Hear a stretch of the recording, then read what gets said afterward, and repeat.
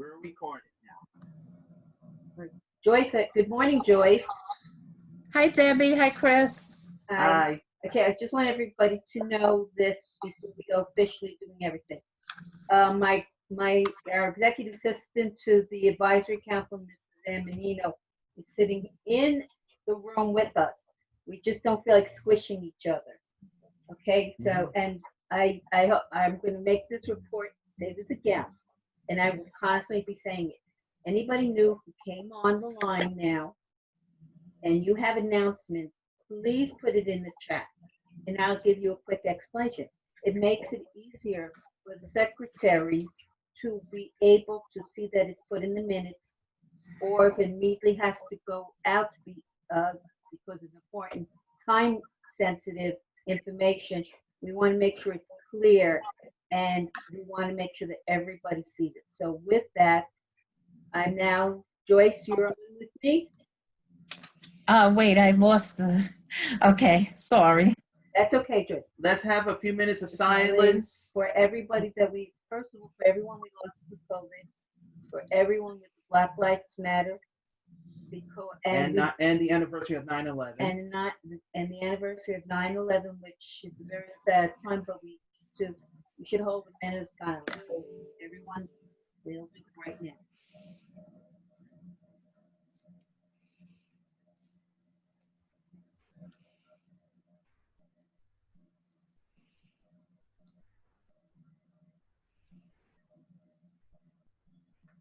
Okay, thank you, everybody. Okay, if Joyce Levin is the chair of the Brooklyn DD Council, I'm chair of the advisory. And to make it easy for everyone during this very difficult time with COVID, and since we cannot meet in person, the advisory council has asked and is very glad that the Brooklyn DD Council is willing to do a joint meeting with us. Because we're going through very difficult present times. I mean, I hope we don't go back to the Willowbrook days or pre-Willowbrook. And that's why we're all agreeing to work together. And I thank you, Joyce, so much that we can work together as a team, because it's parents that founded the OPWDD, then known as OMRDD, and now it's OPWDD, but we all need to work together because we parents and individuals need the agency services. And we do need OPWDD also to be funded properly. Now I'm going to turn this over to Joyce Levin. I hope everybody also read the minutes. So you know what we'll do? Sorry, Joyce, we're going to do this real quick. We need to have someone, did everyone read the minutes? Were there any corrections? If there are, please let us know right now.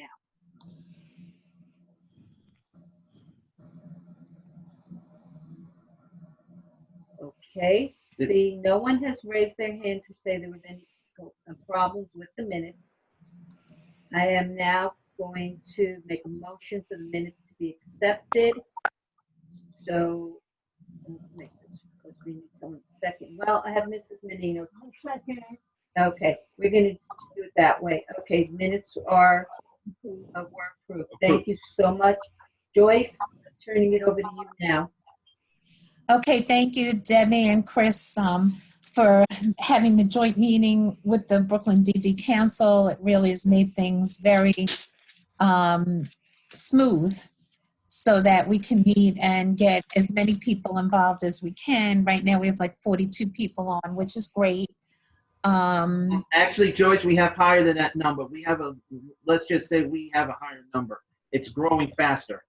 Oh, okay, I see 42 on my list. Yeah, there's a person linked to a phone. Let's just say it's linking to other people. So it's a different number. Okay, well, that's great. That's great. We've been working very actively, on all of the issues related to COVID, to work with families and individuals, helping them as we can to get services and make sure that everybody has what they need at this point. We know that the Board of Ed is reopening their District 75 schools, which Mary will go into a little bit later. We had a brief conversation about that.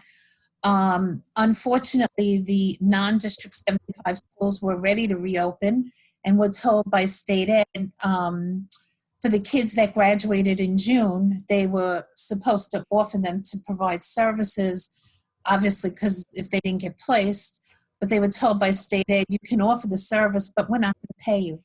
So I don't know what happened. The upshot of that, I know Christian IEC was working on that. I don't know if Suzanne has any information related to that, but she'll let us know when she speaks. She's And I actually right next. She's no, on the, no. Right. And I appreciate that Suzanne Timmerhans from IAC is able to join us and talk a little bit about the budget, which, you know, is not a happy subject at all. I see in the chat, I'm just trying to go back from it. Rochelle Kivanowski put the information on about the car caravans tomorrow. There are several of them. It's the 33rd anniversary of the closing of Willowbrook by Governor Mario Cuomo. So there's going to be caravans at Willowbrook. Joyce. we have it on the screen. Okay, so you can see on the screen what's there, different caravans, but at Willowbrook and going over the Mario Cuomo Bridge, which is, you know, if the one thing that the governor doesn't like is publicity. So if we're able to get some publicity on that, hopefully we'll get some action from him in trying to save our services all across the board. You know, some of the things that had been on the table, which now we're taking on September, we don't know going forward, for individuals that live in their own apartments that are uncertified, that are paid through ISS. OPWDD was going to cut that by 20%. So if your rent is $1,000 and we got a 20% cut, that means we now only get reimbursed $800. We can't go and tell a landlord, sorry, you're only going to get $800 this month. So there was enough outcry on that. There was at least, you know, a suspension of that for September. We don't know going forward. But the threat of that can leave, you know, there is a threat that some agencies just won't be able to absorb those extra dollars and people might end up homeless. It's a very real possibility. It's not a pretty picture. Deal with some of the most vulnerable people in the system, as many of you are aware, and we really have to be strong in advocating for the services and no cuts. We're all vying for the same dollar, all the social service agencies, and we get it, but our folks are the most vulnerable. And if these cuts continue, I don't know what's going to happen, to be honest. We have some of the bigger agencies who have some money in the bank, and they're not going to be able to weather the storm, so to speak. What happens with the smaller agencies that, you know, need their funding month to month or week to week? So we do know that some of the day programs have reopened with social distancing. Right now, transportation from the bus company from IATS is not in place yet, and we hope it'll be in place soon. No, we are transporting through IATS. Oh, okay. Yeah, I mean, Okay. it's not on the same level because there's not that many people being transported, but yes, IATS has scheduled routes and so on. Okay, so you can tell us a little bit about that. I know there are agencies out there transporting themselves. Some families are bringing their children back and forth to the program. So there's a lot going on, a lot out there that we need information on, but whoever can participate in the rally tomorrow, please do that. I think there'll also be, I read on the information, an e-card that we'll be able to send to the governor So please take advantage and do that. The more we get to say and the more he receives, hopefully the better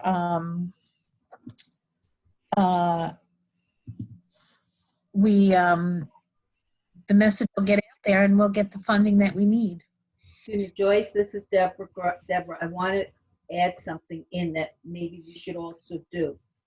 And I'm only talking because it's New York City. We need to let the mayor's office of persons with disabilities know about the possibility of our individuals becoming homeless because of this cutback. We need to inform them because they do have a good role in advocacy, and maybe they can also figure out other ways to help us to make sure our individuals do not become homeless.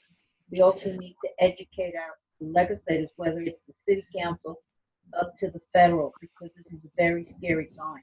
So We know that the state legislature's been involved and they're very supportive. There's someone. on the phone. Federal, we're just waiting on the package, and you we understand know that it's been back and forth, back and forth. As Winnie has said, any of us that have relatives in a Republican state where there's Republican senators, get the relatives to go to those senators and have them support the HEALS Act, so that hopefully, that money will come through. But yes, and we the advisory council has been asking for that also, and we are also making sure that we're making sure that everybody understands our issues. We understand that we're not the statewide O agencies. Everybody's getting cut, unfortunately, across the board. But the point is that we can't afford to let our individuals become homeless. They are not capable. It's rough enough if you don't have a disability and you become homeless. To become homeless and you have a disability is so unfair. So we all need to work together as a team. And I know that state legislators, city and federal, because are listening in on us, and we appreciate you hearing us because this is a very, very scary time. But you know what? We are going to keep advocating, and we're not going to back down. We'll do it in the most positive way because we don't want them saying, oh, we're so mean, cruel, and negative. We're going to show the need of why we have to advocate for them. I think okay. I think it would be I think it would be right now. We should maybe hear what IACs maybe have any more updates too. Yes. Yes. Yeah, because Okay. I'm dying to hear from you guys.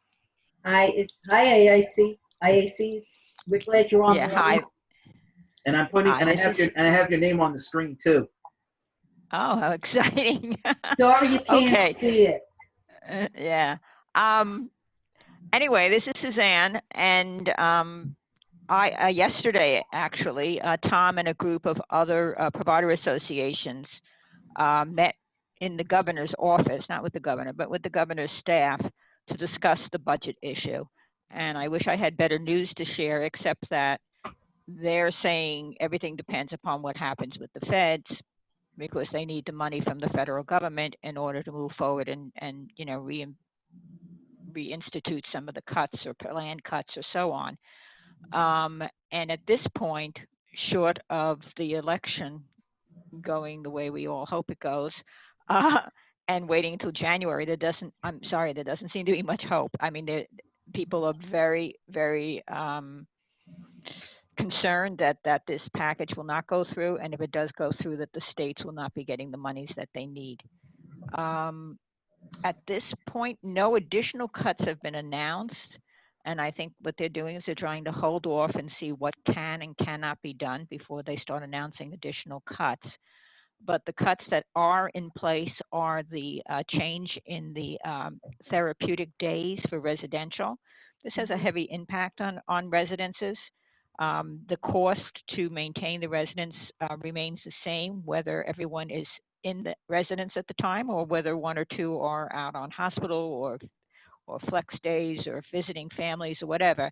The cost remains the same. The staffing cost, the housing, and everything else is there. But they've changed it It was funny because just about a year ago, they had changed to be much more flexible, and now they've pulled it back and clawed it back to where residences are going to be looking at days where they will get zero reimbursement, especially for someone in a long hospital stay. And we all know that when our individuals go into the hospital, it's usually a long stay. I mean, very rarely is someone in and out of the hospital within a day or two. And sometimes it's months, especially with a psychiatric hospitalization, before they finally return to the residence. So, the residences are looking at vacancies that are not being filled. People then also going home, and God bless them, they should be able to go home and visit their family. We don't want to stop that.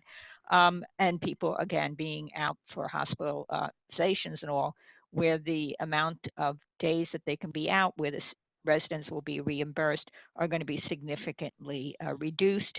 And so residential programs are looking at a heavy toll on that point. The 20% holdback, and they're calling it a holdback, which gives us hope that someday they may actually put it back, give it back to the programs, impacts the residents to a little bit because it affects some of their food budgets and all. But the real heavy blow is to programs that are state funded. So that's your family reimbursement, your family support services. Those programs are 100% state dollars. Or individuals who are NWE, which we used to call not waiver eligible. There are still a few individuals who are getting waiver services under that allowance. And again, they're 100% state funded.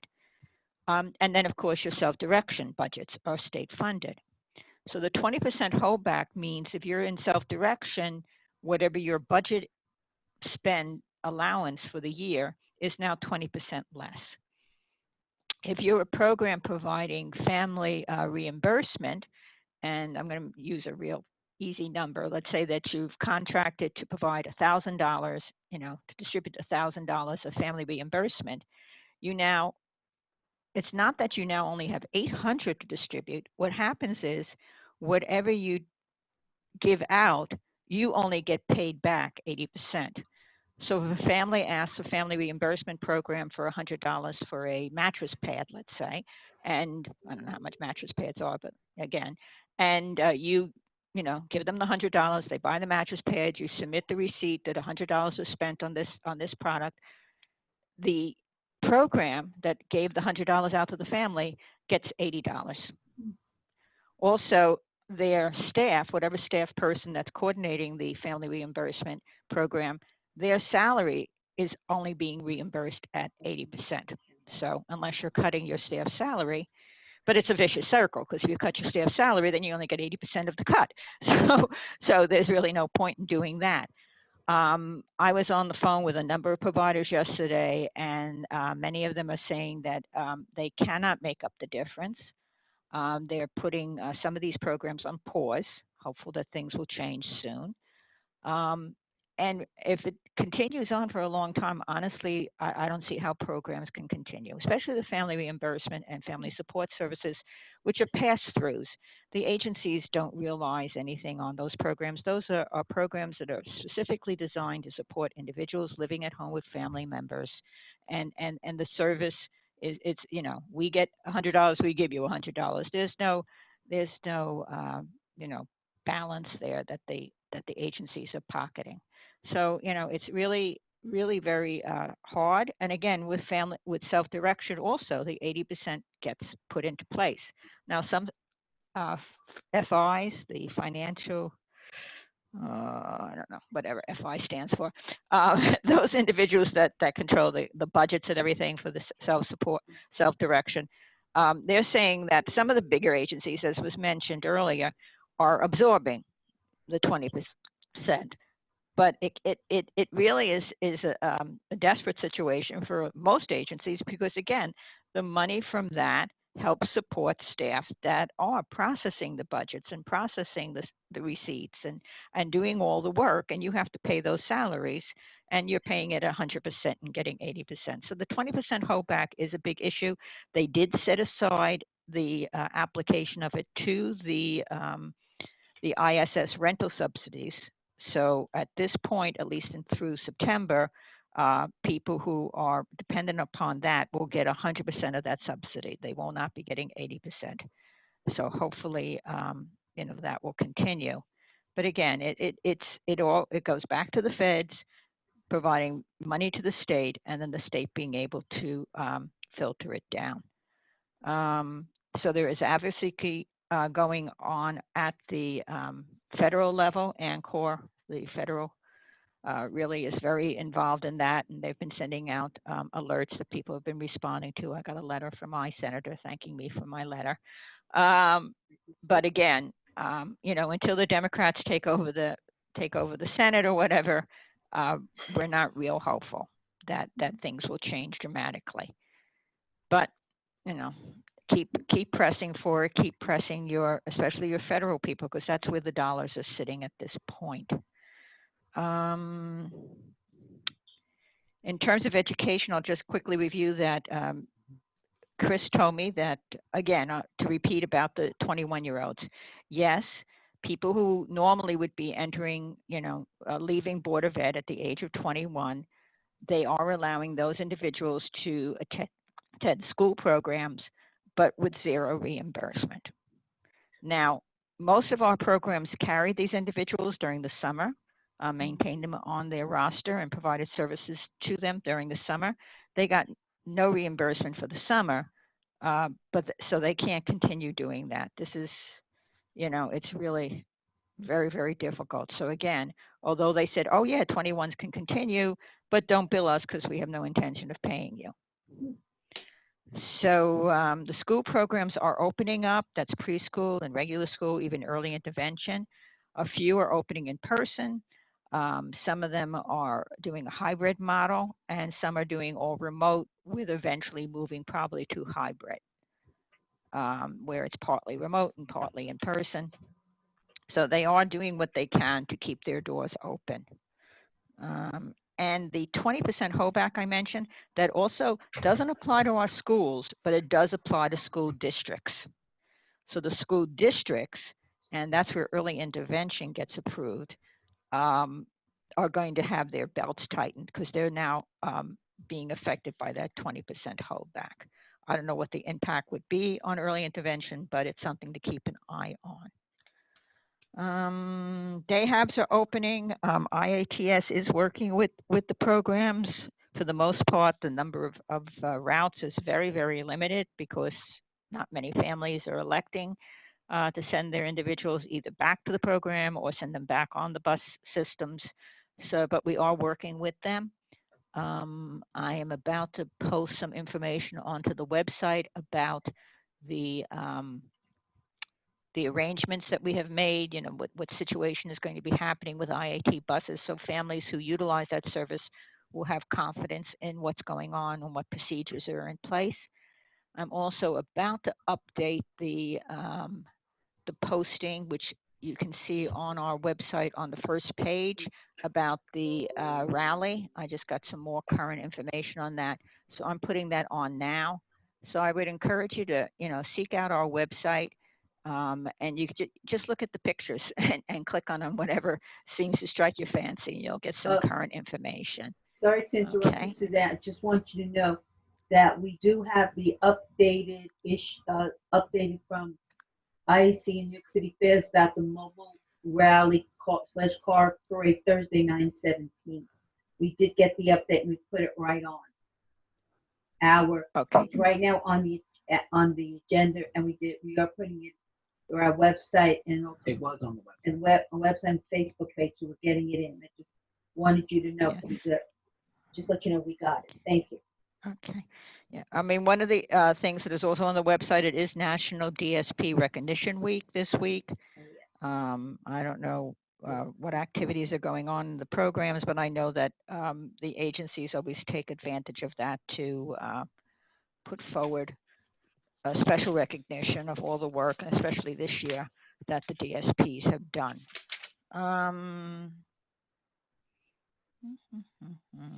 They are resuming certification audits in the program, so OPWD will be coming into programs and doing their usual audits.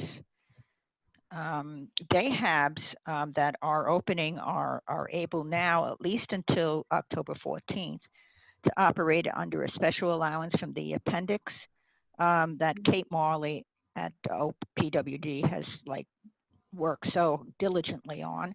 And she got them where the allowance is that the day service billing for a full day only requires documentation of 2 hours of service, and that a half-day billing only requires 1 hour of service. Again, this is only until October 14th. So that helps the programs as well, since, again, not everybody's coming back, not everybody's engaged with remote learning, and so their revenue flow is very low. The only other thing I want to share with you is ANCOR did a survey of hundreds and hundreds of providers about the impact of COVID-19. And just briefly, it says that the number of months that most average providers have on hand, cash on hand, in case they didn't get another dollar and they could continue opening, would be 1 month. So they have 1 month of reserve to carry them through. The average monthly cost related to training and onboarding during the crisis was $44,000. 25% of the respondents reported that they've had to suspend staff training activities altogether because they just can't support that.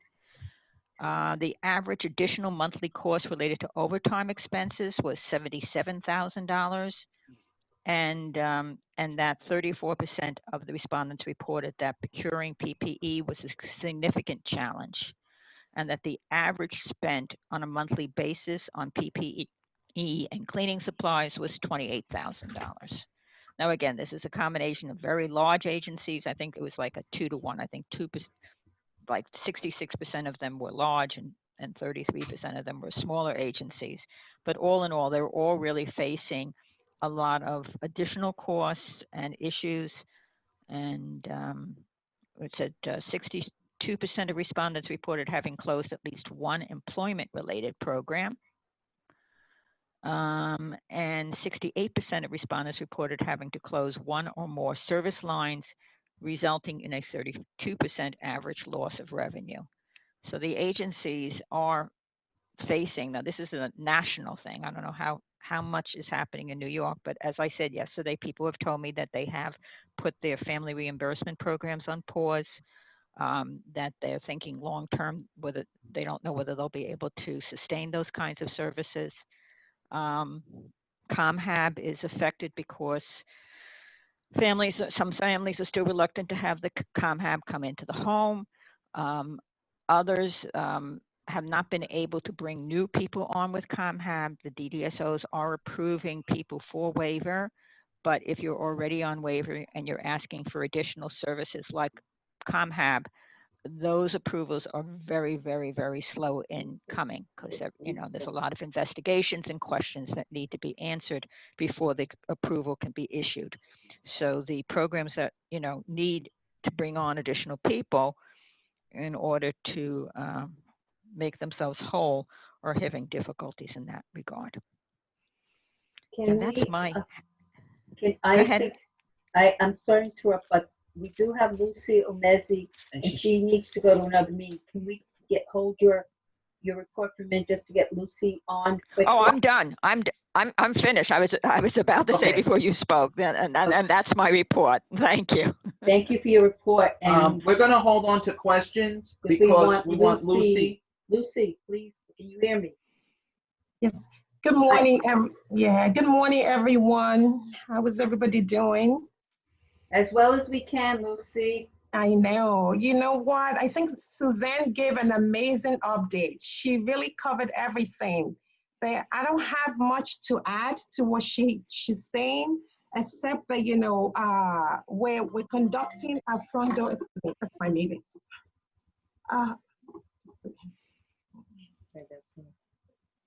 It's my meeting. All right, okay. Just to let you know that we're conducting the front door information sessions through WebAccess, and that's still ongoing. What we've done is that there's a link on the website.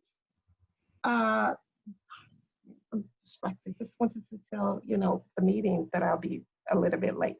what we've done is that, there's a link on the website. So now the registration is electronic. People can just go to the website and they can register without necessarily calling us. It's all automated. And this is something new that we're trying. The other update that I have is to say that, I'm sure most people are familiar with START, the New York START.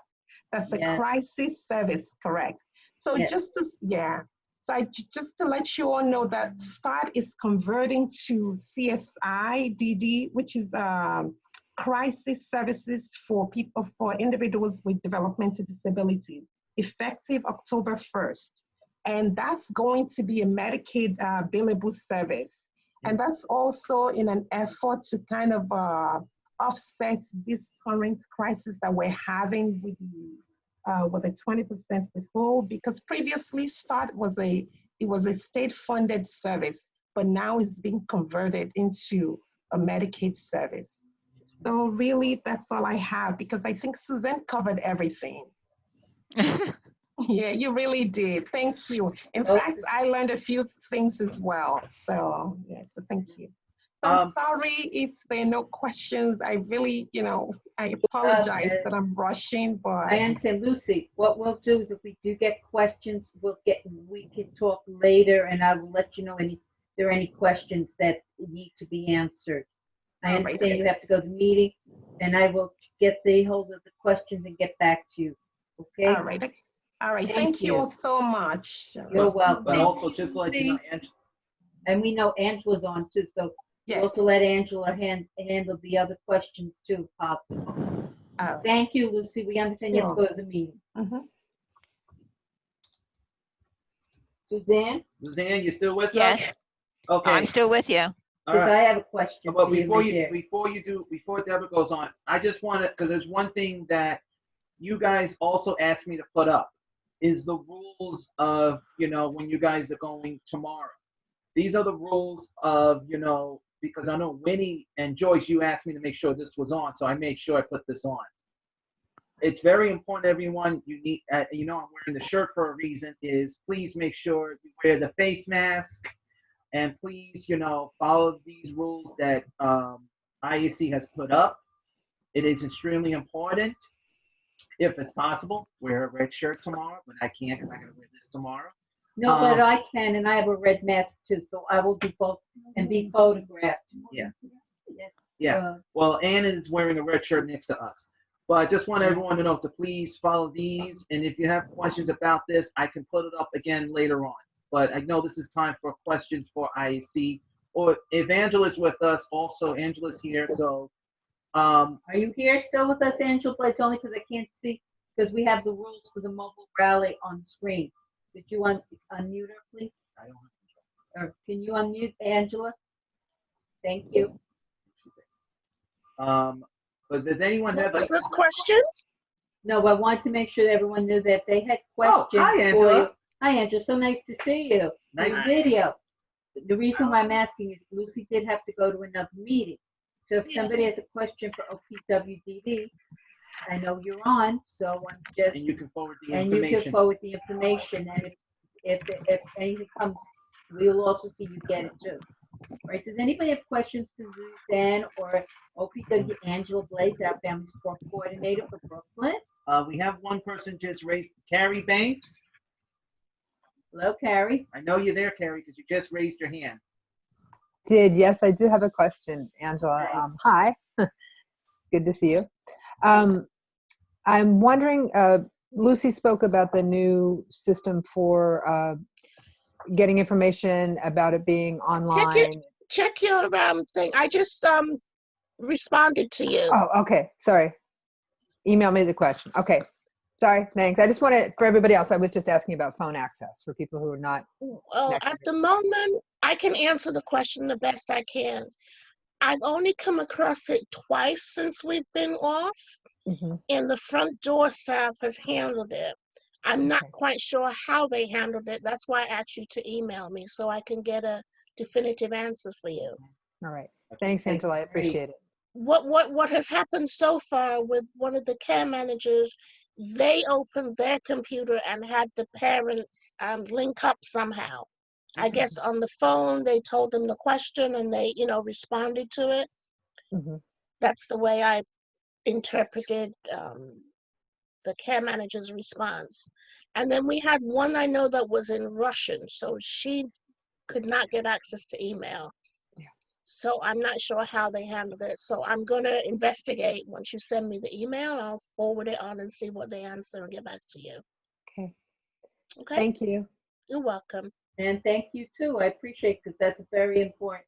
And Angela, please let us know, because I do get contacted by a lot of Russian first is their first language. They do ask us questions, and I can't always answer them. Mhm. So also, I'm trying to ask some of the elected officials who have staff that speak fluent Russian to assist, because we do know a lot of them.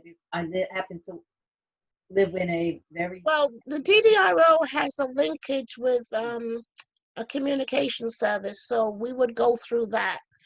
great. So it's all official and above board. Yeah. Yes, I just want to thank you for saying that, because I did bring that up. But what I may have to do is ask a few of the staff that speak Russian to contact the DDRO so they understand how it's to be done. Well, that's what It's not just Russian, it's any language. The I DDRO understand no, that, she's but right, I she's agree right. with it. communications, But- and the one I happen to know is because I dealt with it and it was Russian. So Yeah. that was why I gave that example. No, that's a good point. That's a good point. It's just that we've been getting we've been getting more questions about, do you have Russian speaking parents? They have a lot of Russian speaking parents. So but I know there's other languages, because it's the International Language Bank. Thank you. Does Okay. anyone have a question for IAC and OPWDD? Please say your piece. And to Cliff, I will try and Oh, okay. find out the link and get back to you. Thank you. That was my question. You're welcome, hon. Hello, Cliff. Cliff, Good morning, everybody. who's this? This is Jenny from the Office of Assembly Member Matil Francis. We do have Russian services. If you guys need, I could provide you the. She comes to the office every Monday from 9 to 2. But I definitely could put you in contact with her if she could. You guys could also work something out. She's really great. She works for JCC, but she does volunteer. Right now, she's working remotely, so she's been really great in helping. She's coming back to the office after the holiday, the Jewish holidays are coming up. So if you guys need, I definitely could share the contact where we could help more constituents that need help. Thank you so much. Thank you, Jenny. Perfect Jenny, timing. Appreciate that. I know. I had a call that went too long and said, oh no, I need to get in this, because we are here to support you guys. Whatever you need, we are here. Thank you so much. And nice seeing you too, Cliff Davies. Do you have any report, Cliff Davies? That's an announcement later. No. Yeah. Right now, we are hoping we are here. The member is really busy getting. Right now, we're kind of focusing on the violence on the peninsula, but whatever you guys need, we are here. Bless you. Bless you, Angela. Sorry, I forgot I was on thing.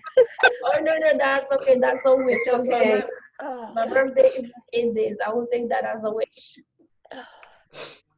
Oh, Let me see. Someone just popped in.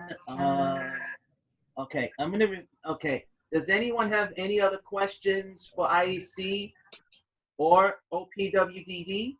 And I know you're making it easier for Angela. I have to say thank you, because it does speed up time, because we do have a big agenda. But I'm going to say, if you have a question now, say your piece. Also do want to welcome back some people like Cliff Davies, the mysterious Cliff Davies. But Yes, Cliff. yes, the mysterious Cliff Davies. Yes, and he throws his hat up. Thank you, Cliff. Thank you for the salute. But does anyone else? Joyce, you still with me? I'm here. You sound Yeah. so clear, Joyce. Joyce, this is wonderful. Cliff. All right, do you want me to do my report? Hold on. Let me just move on to because since we did OPWDD, let me just get Now, actually, I'm actually glad Jenny just spoke, because it's funny. She's actually up. Jenny, do you want to, Jenny from Roxanne Facade, or any elected official representative want to say anything? That's also maybe Cliff, because he represents IEC.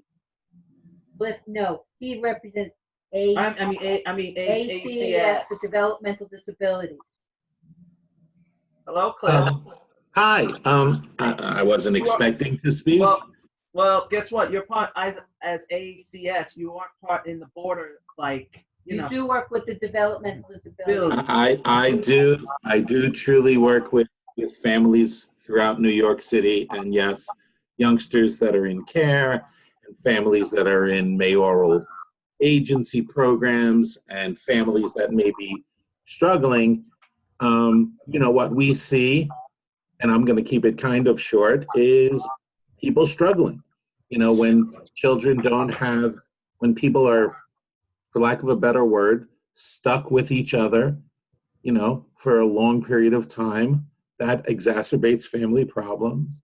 You know, children with developmental disabilities have not really gotten much in the terms of support, you know, since the beginning of the pandemic, and it's really wearing on youngsters, and it's really wearing on their families. So we're seeing, you know, families facing great challenges.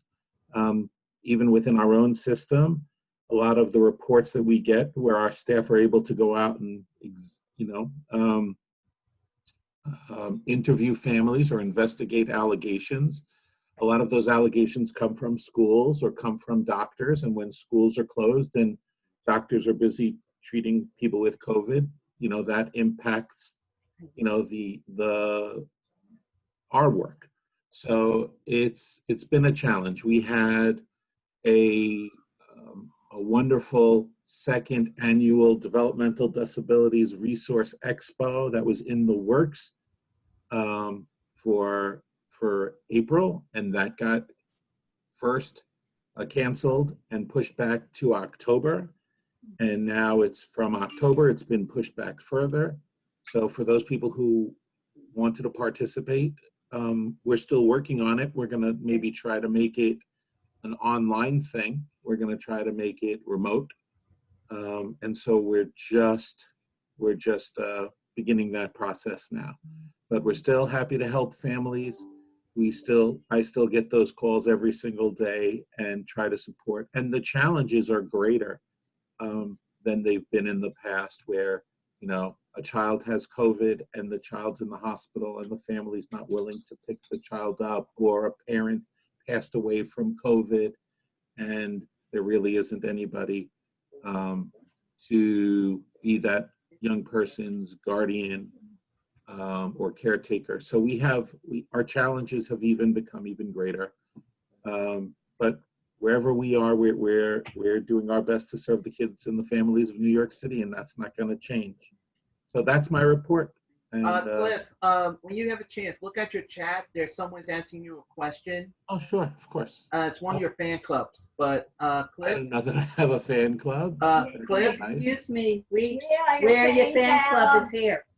You guys are the greatest. I'm the president. Okay. Yeah. Can I have your contact info? Can I have Cliff's contact info? Keep that to. Don't say that, because we're on recording. No, well, I'll give anybody who wants to reach out to me if they have a child-related question, or a child welfare-related question, or developmental disabilities-related question. It's Cliff, I'm gonna say, stay with us because I have a surprise for you. Oh God, you're very sweet. No. This is something for everyone in this room today. So this is gonna cheer some people up. So let me give my contact, or maybe just type it in. I'm gonna get to these. I'll type it in the chat. Okay. Jenny, I see you, Jenny. And I see you, Jenny. Jenny, yeah. Anything you want to add? No, I'll email you the contact for the Russian-speaking translator. Can you say your representative, who you're representing? Oh, I'm representing Assemblymember Montel Fuentes. Thank you. I like to make sure, because people can say, ooh, Matilda. Matilda is also very, very proactive with our population, and we appreciate it. Send her our thanks. I And will send her. yes, and Jenny, don't go anywhere. Yeah. And we also have New York State Senator Roxanne Hershot, Push-Up representing Miss, I think it's Miss Williams. Are you there? are you there, Miss Yes, Williams? it's Mr. Oh, Williams. Can you guys hear Sorry, me? Mr. Williams. It's hard to It's say a the little name. hard to see your That is name. I absolutely apologize. fine. I'm old. I'm 62 now. That's absolutely fine. Anything you want to say?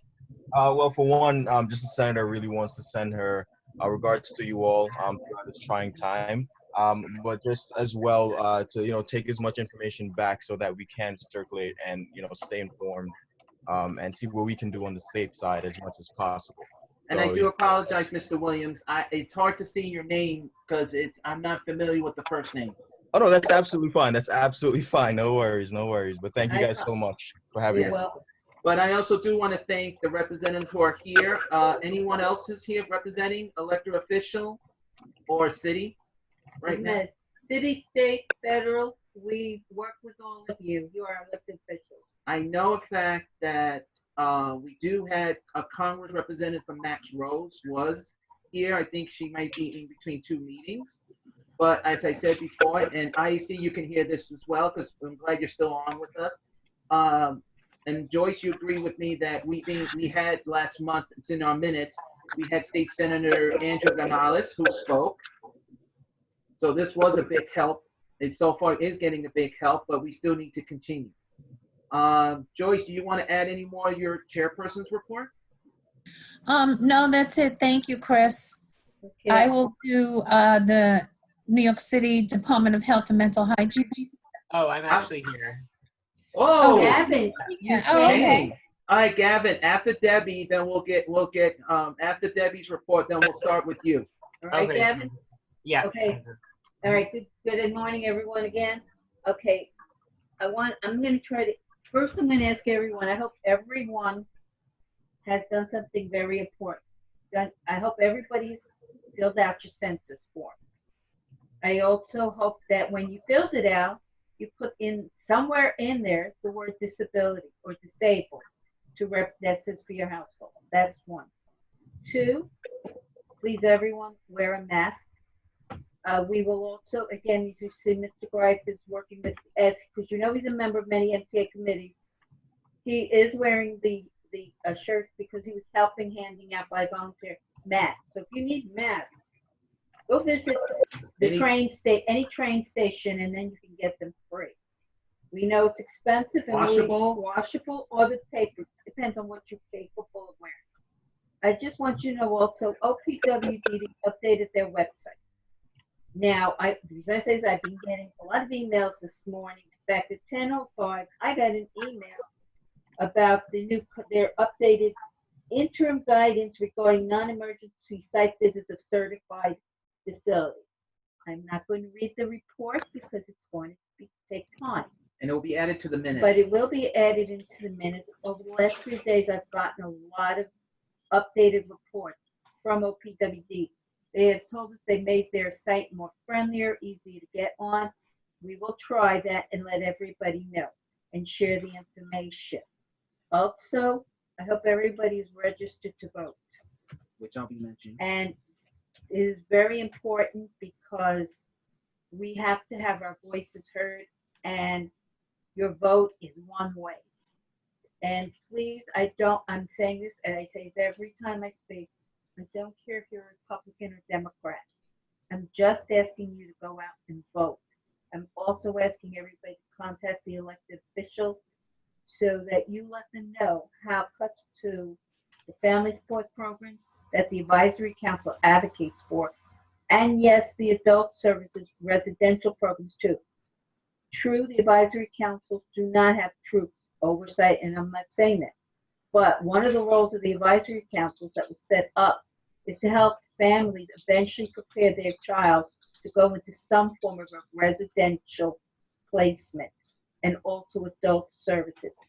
That is one of our roles, one original roles, because before Willowbrook, there was either you placed them in Willowbrook or they stayed home.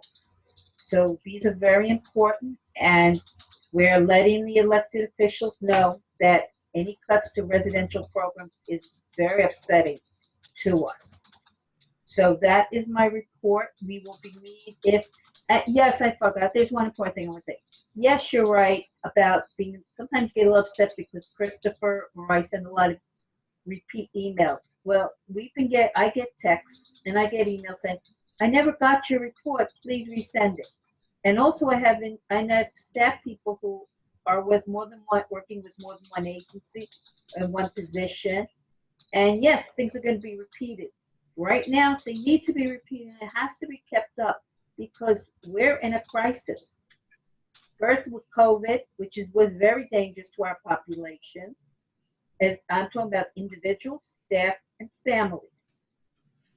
Also, we need to let you know if cuts are coming in. We want to make sure that you're aware. So if you're a little upset because we sent a lot of emails, or Facebook, or Instagram, or Twitter to you, we're sorry, but we're going to keep doing this because we have to keep our services intact. We need to advocate and we need to make sure you're kept aware and updated. Share the information. And we share the information so that you know changes that come into, example, MTA, federal, city, state, we're letting you know as soon as possible. So that's the end of my report. And now we're going to Gavin. Gavin? Are you still there? Yeah, I'm still here.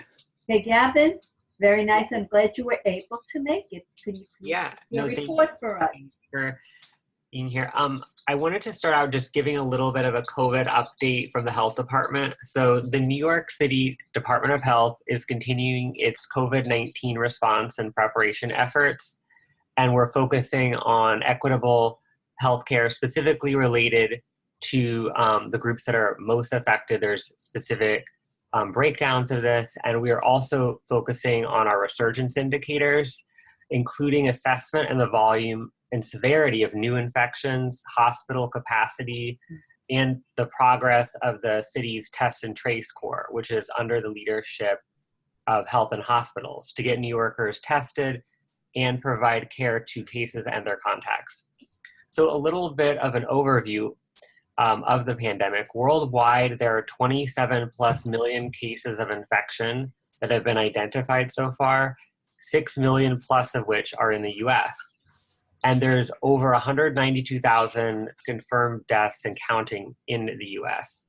So currently, this is obviously the front and center of our work.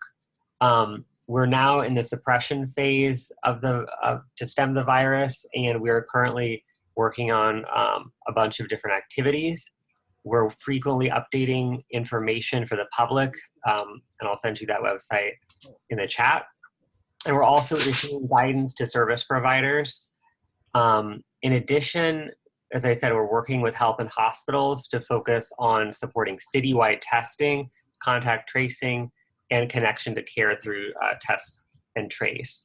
At this time, the recommendation is for all New Yorkers to get a diagnostic test for COVID-19, whether or not they're presenting symptoms or at an increased risk. But obviously, this is up to yourself in terms of whether you feel like you actually need a test, but it's definitely useful if you can. Among other activities, testing operations are being set up in high priority neighborhoods. And the Mental Hygiene Division specifically is coordinating efforts with providers, associations, and interagency stakeholders to shore up continuity of services to individuals in the community and in residential and congregate settings. We're focusing on surge staffing, isolation and quarantine strategies among this group, and PPE planning are some of the focal points. And I also just wanted to provide a few statistics on COVID-19 and children. Someone in the Bronx had asked, so I'd just like to provide that information to all the boroughs. Mm-hmm. They had asked whether the number of children with COVID-19 in New York, and we do have some information on that. It's broken down actually by ages 0 to 17, so somewhat older than just children. But the rate of COVID-19 in that group, 0 to 17, is 444 per 100,000. It's the lowest, age group affected. And with respect to recent hospitalizations, in that age group, there were about 36 hospitalizations per 100,000. And in total numbers among 0 to 17 since March, there's around 7,670 total cases, 631 hospitalizations, and 12 deaths total in New York City among the 0 to 17 age group. So it still does affect this group. It is the least affected, but it still is a group that is affected by COVID. So that's sort of my report. But if anyone has any questions, I can be reached at gmyers@health.nyc.gov. And as I said, I'll include some of the links in the chat with regard to the information. I have a question for you, Gavin, and this is very important. I know that the mayor's office has handed out many masks to different people out throughout the city. I know agencies are having a hard time for the group homes. The staff needs it. Is there a way that you and your agency can help see that masks are given to the staff and individuals across New York City? I'm going to be fair. Yeah, so regarding PPE, that is something we're working on. If you have we're working on it with, actually that's a specific thing that we've been working on for a while, and there is PPE set up. IAC knows about it as well, and there's some organizations that haven't been able to receive the deliveries, and so in that case, we're working on getting those. And can you also get the, they do now have masks that are clear, so people can see the mouth moving. That I found worked with the mayor's office of person with disability. It would work very well with that population. Also, help get face shields to them. Yeah, that's because smart. many of our individuals are very tactile sensitive, and I want to make sure that I understand they have to wear masks or something covering them. So let's please make that easy and appreciate whatever you can help to get to the agencies. Joyce, Joyce, you want to add something? Joyce? No, I will say that Gavin, the New York City Department of Health and Mental Hygiene has been very helpful to agencies in getting reduced cost PPE, and many agencies are already hooked up with them, so we can go into a portal and order the PPE as needed. Right. But we appreciate that. And you can please get the clear face shields as well as the masks that a person they could see the mouth, because we do have people who have also issues with hearing, but also individuals may be more comfortable if they could see their staff person's mouth moving. So clear masks and face shields. Yeah, that's an interesting. Yeah. Yes, that's all masks. We had another person had a question. I think I'm going to look at the 347-797-12311. Do you have a question? You're off mute. I guess not. Does anyone else have a question for Gavin? And there's no other report, nothing else that's coming for our population that we need to know? No, for right now, that's my report, yeah. I'm gonna include some of the information in the chat as well. IAC, do you have a question for Gavin? IAC? Hello? Yeah. Can you hear me? Yes. Yeah, hi. No, I don't have any question. Again, I'm glad that agencies are now, routinely getting their PPEs. At the very beginning of this, it was a real, I mean, Tom was involved in getting shipments from wherever. I don't know where they were. And we had He also did work with the community mayor's office. He also. Yeah, because the mayor's office, please, in two divisions. One, because anyone who's a member of their community board, we have liaisons that work with us. In the it's called Mayor's Office for Community Affairs, and they made sure we got masks, but also the Mayor's Office of Persons with Disabilities has a bi-weekly phone call where we call or video in, and on the chat, the information is how to do the survey. If you need the clear masks and face shields, they do have that. We will put that link on. We have that link already on the Advisory Council's website. But I want just let everybody, if you're interested in joining, please let us know through the chat, and then we'll email to you later the link information. One thing that I just wanted everyone to know, and this is for IAC as well, We had another elected official representative join us, Assemblywoman Nicole Nakatopoulos is staff person. Are you still there, Mike? Kathy was here, but I think she had to go. No, I'm still here. Oh, Hi, Kathy. Hi, how is everyone this morning? Good morning. We're doing as well as we can, dear. Okay. Hi. First of all, I want to be able to say that Assemblywoman sent her regrets for not being able to. She was trying to be on this meeting this morning, but her schedule didn't allow. So she just wants to let you know that she supports you any way possible. And I will be bringing to her all this information and updates from your meeting. So please reach out to her for any assistance. I left her email in the chat, and she sent her regards and her best to all. Kathy, please send back her regards, Biddles. Kathy, very important. Please let her know that, as I said to you, the Mayor's Office of Persons with Disability bi-weekly call, but we need to try to get clear face masks out to populations that need to see it, see the face, the mouth moving. So that's a big help too. So I appreciate it. Thank you. Okay, we have two. Kathy, I want to thank you for being here, and a lot of representative elected officials are here. Thank you, because this is the time we need. We need you. We need your help. Yes. We can't let these programs go. We have two people have questions. Carrie, before I go to you, I have someone else that had raised her hand, and I want to get to her first, and I'll get to you. It's 347. The one who's raising their hand, can you? You're off mute. You can speak. 347. Please identify yourself. Hi, Chris. It's Matt Pavoga from Emergency Management. Oh, okay, Matthew. That's fine. And I'll get. All right. So at least I know where you are. I'll get you in a little bit. Okay, sounds good.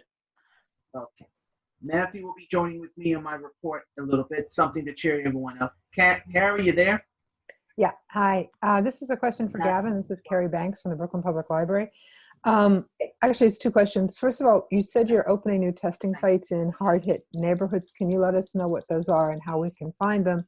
And then the second question I have is, I've heard from parents that they can't get their kids tested, that a lot of the testing sites are not testing children. And I'm just wondering if that's correct, or if there are special sites that are designated to test children. What's going on with that? So to answer the second question in terms of testing, there's no specific sites that I know of that are testing children.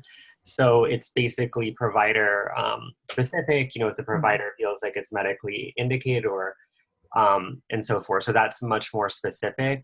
But the first question about hard hit neighborhood testing sites, I can definitely get you some more information with that. I don't have it off the top of my head, which, where all the sites are, but I can definitely get that for you.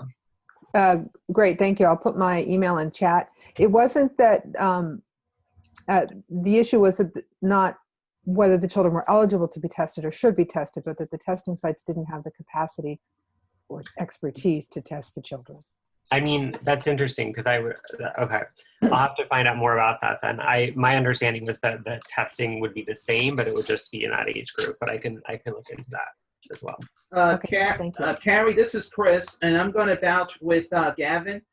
A lot of the agency health and hospitals have done with the little children, because I'm going to use two hospitals as example.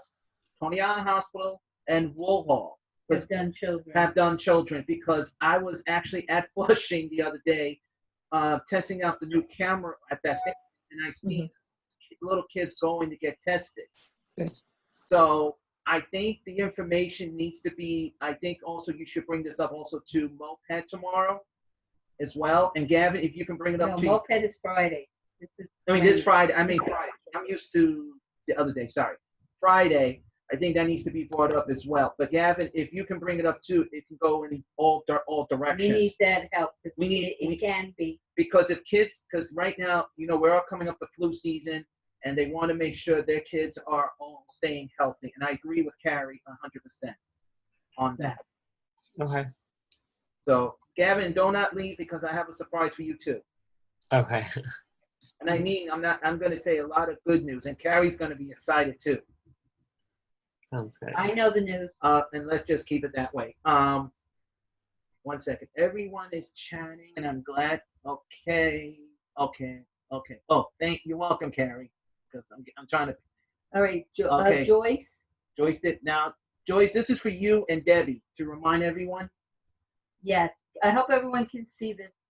Our next joint meeting of the Brooklyn Family Supportive Service Advisory Council and the Brooklyn Developmental Disability Council will be live on Monday, October 2020. No, live on Ring Central Video. Our topic will be To be announced. And I will also say part of it will be discussing any more issues or any other problems we are getting. Updates because of COVID-19 affecting our services. So please, everyone, I know people who are on the phone can't see it, but it will be listed up on the Brooklyn Family Support Service Advisory Council's website. And just let everyone know on the phone, people, it will be on Monday, October 19th, 2020. Same way you guys came on at 9:30, checking your cameras and your videos, and the meeting starts at 10. And let me tell you, everyone did an excellent job getting their sets, making sure it's working. And I'm glad everybody's on. We thank everybody's on. Yes, we still have more information. And the code will remain the same. Unless Right. anything changes, you will see it. Hold on. No. Stop. Right now, Joyce, you with us? I'm here. Okay. Joyce, we're up to the DD Council subcommittees. Okay, so I would like to invite Mary Christopher to talk about the transition. Hello, everybody. How's it going? Yeah, I'm absolutely multitasking while I'm doing this meeting. I apologize. So basically, I want to begin to set up, doing a virtual transition committee meeting, hopefully again on a monthly basis. I know the DOE folks have been asking for it. We've got a new person at OPWDD, at the Brooklyn DDRO that's doing transition that I'd like for everybody to get to know. So I'm hoping to be able to do one for October. Things are very up in the air. I'm back in my school, working out of my school. That could change 5 minutes from now. So we're hoping to be able to get kids back into the building on Monday. That's very much a hoping. We don't know.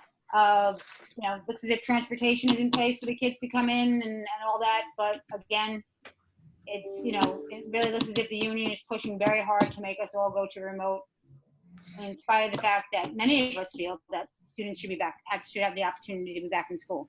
But not everyone holds that opinion, so we'll see how that plays out. So with that, all that being the case, we still want to go forward with the setting up the transition committee meetings. So definitely be a virtual format. I'm figuring the first meeting, not even necessarily bringing in a speaker, just getting DDRO person on in the meeting, and giving everybody a chance to talk about where things are at and what everyone's needs are. What do we need? Most of I could probably speak for the 75 folks. Most of our students aren't placed in programs. They're still at home, and there isn't, most of them have care managers that are working on it, but the options are very, very limited. So we'd like to be able to get together as a group and talk about, what our options are, and hopefully get some agencies in there to talk about what they're going to be able to provide, and just wait and see. I know Carrie, you had sent me a little bit of back and forth in email. You can either do it on your Zoom, or I have a Zoom account. I do think, though, that it would probably be helpful if somebody worked together. I know Tamika had said that she would definitely be available to do whatever needs to be done. But to have some moderators, depending on how many people come into the meeting, just people let people in and out, and that kind of stuff. So I might call Carrie. I mimight call on you for some help from that, if you don't mind. Mary, this is Christopher Greif. We can give you the Ring Central available. Yeah, I prefer Zoom because you can see the people better. I prefer as a platform. I understand that, but also Ring Central, we can handle 200 people, and that's also the camera. Depends if people's cameras are on. or it Chris, depends. that's okay. Chris, Yeah. that's okay. Let Mary figure out how she wants to do it. No, I agree. I'm just giving the Yeah, I mean, option I too. haven't nailed down a format. I did find though with this, I had to download something, you know, I mean, you know, so, you know, we'll see. I mean, you know, we can talk about, Carrie. Yes, Carrie, I'll message you privately and we can talk about platforms and stuff. That works. Okay. Yeah, so I mean, so that's, you know, so I'm looking, I'd like to adhere to the third Thursday, and that gives me some good amount of time. The Jewish holidays are passed, you know, and all that kind of stuff. So I guess, you know, that would be, I just had it written down. The date was, the date would be like the 15th of October to start. So, you know, that would work. You know, so if anybody has any questions or feels like there's anything that they want to add, you know, in terms of, you know, I know there was talk about, you know, what the District 75, what the Department of Education is doing in regarding the extended year for students. Yes, it was offered. Yes, I do have a handful of students coming back, but there was significant justification has to be provided in order for that extension to be granted. You know, you have to prove that the IEP goals, a whole host of different things. There's a whole bunch of different criteria. But if parents are interested in making the request, they do have that right to do so. Mary, who is the Brooklyn DDRO transition person? Oh my God. You know, I have it on my desktop. Let me see. I'm trying to, let me minimize this and I'll give you their name in a sec, okay? I'm just curious, yeah. Uh-huh. If you can get it, no problem. No, it's on my desktop, but there, like I said, I have 14 windows open, and I guess I have. It is Elizabeth Joseph. So she's like acting in that position, but Elizabeth Joseph. Okay, thank you. Yeah. I can, you know, what do you call it? So I don't know if she's formally, but Lucy provided me her name and contact information. So I very much want to get her at this meeting, just so that we can get updates and figure out how the DDRO can expedite, you know, anything that need, you know, what do you call anything that we need to have done. The CCOs have been good. I mean, Jessica Williamston from Tri-County has been amazing. I'm going to ask her to come to the meeting. She has really taken the ball and run with it with families who really need that hand holding, which I've been really pleased to find. You know, Luz Obando from Care Design has been terrific, you know, with doing that same process. So I mean, I think they've really stepped it up, the CCOs, throughout, you know, once they got their footing, and they're doing well with getting things moving. You know, the evaluations and clinics, I mean, I guess Joyce, you could talk a little bit about where that's at, but it's happening. It's just, you know, you know, we've gotten you know, psych evals done at HeartShares Clinic over the summer. You know, that worked out okay. So I mean, we're seeing improvements in all these fronts, but you know, as always, we've got a good number of students aging out. I have 69 in my school this year, and I'm not happy with that number. You know, and so I mean, we really, you know, it's a tough world for letting our guys out into, and you know, it really is a matter of everybody pulling together to do what we can to connect them to what's out there. And you know, the budget cuts and all that stuff don't sound good, you know. So we're going to do what we can, but that's why I said I think if we get together and find out what the needs of collectively, the needs of the you know, the DOE folks are, I think it would be helpful. That's great. That's great. Thank you, Mary, for all your efforts. Yeah, trying to be optimistic. Oh, I know. We have to be. What other choice is there, right? Okay. Is there a children's committee? I have spoken to Teresa, and she's supposed to have been on. I know she was supposed to speak to, I got through to her, and I did try to get to her and ask her what's going on. And all I know is as Mary's stuck in the same position, it seems it's the same issue with schools. Because remember, she does early intervention. Carrie, you want to add? Sure. We were sort of down to about 4 people over the last couple of years, and last year things really just sort of were very dormant.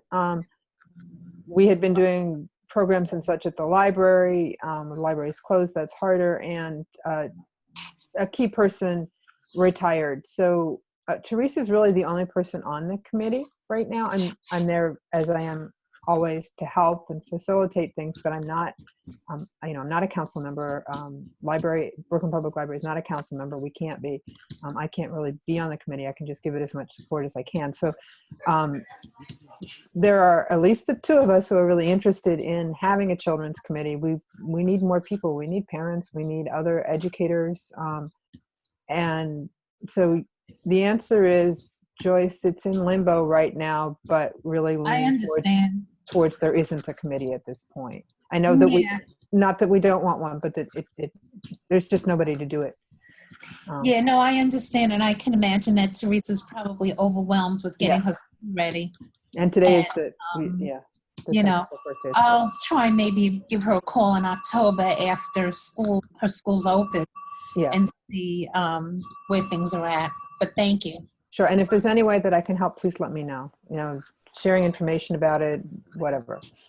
Okay, thank you very much. Sure. Joyce, before we do Rose, I just want to add for the record, and I just want to, as a courtesy to all committees, give them the choice, because I like to make it clear for, because Debbie was going to say, because she had an emergency call from Albany right now. Just to both committees, you have I'm just giving you an option. If you're having trouble to do, not just with Zoom and Ring Central are both equal, you have the option. I just want to let you know, use what you have to use right now with video conference and phone conference. But if you need help, please be open. Please be open. I will have no problem to help out. Thank you. Thank you, Chris. Okay, next is care coordination. Rose? Rose, Yes. I'm here. Good morning, everyone. Can you all hear me? Yes. Good, good. I How's can even everybody see you. doing? Hi, Rose. Hi, everyone. How we doing? Good. So it's been a while since we all gathered together, even virtually. So I'm really excited and really would like to see how we can bring back Care Coordination Committee. We are talking about it. I did receive an email, I believe, last month from ACA saying, hey, are we going to have the Care Coordination Committee? So we really would like to resume our meeting, and we're looking at October 21st, I believe. Let me look at it real quick. Yep, October 21st, which is the third Wednesday. It's actually, Rose, it's right here on the screen. Oh, is it? Okay, I'm not even looking at the screen. Because you're the only committee I know has a date.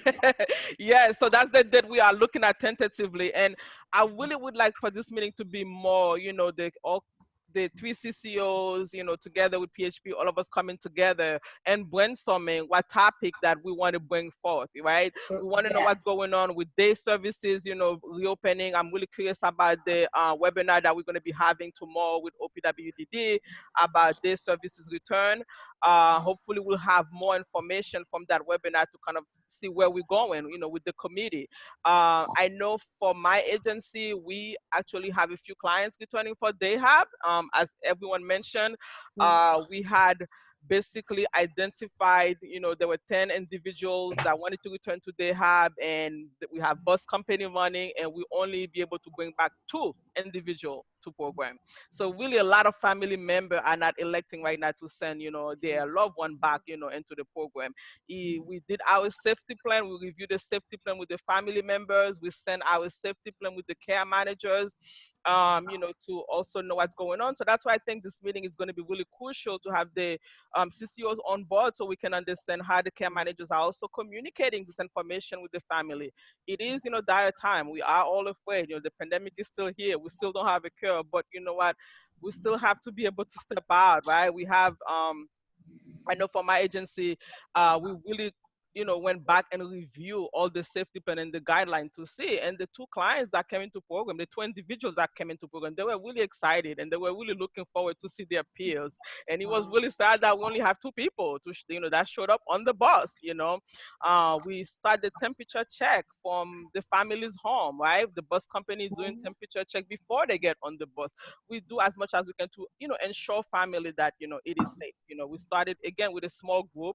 Our day have about maybe 48 individuals. We only bringing 10, and we have like staggered staggered schedule. So we have one group coming Monday, Tuesday, and Wednesday, and we have another group coming on Thursday and Friday, just to make sure. And we also try to keep the same staffing pattern, right, to make sure that, you know, individuals feel safe and we could be able to manage the contact tracing. So if any of the CCOs are on the line, I will be sending an email out at the end of this month to really encourage us to come together so we can come up with, you know, what is the agenda is going to look like, you know, for the 21st, because I believe we have a lot, you know, to share with family members and also ourselves, right? Where we're going from here? What is the next step, right? What this program is going to look like? I know we have guideline for the services. We don't have anything for community pre-vote. My individual that works in the community, they have Without Walls, right?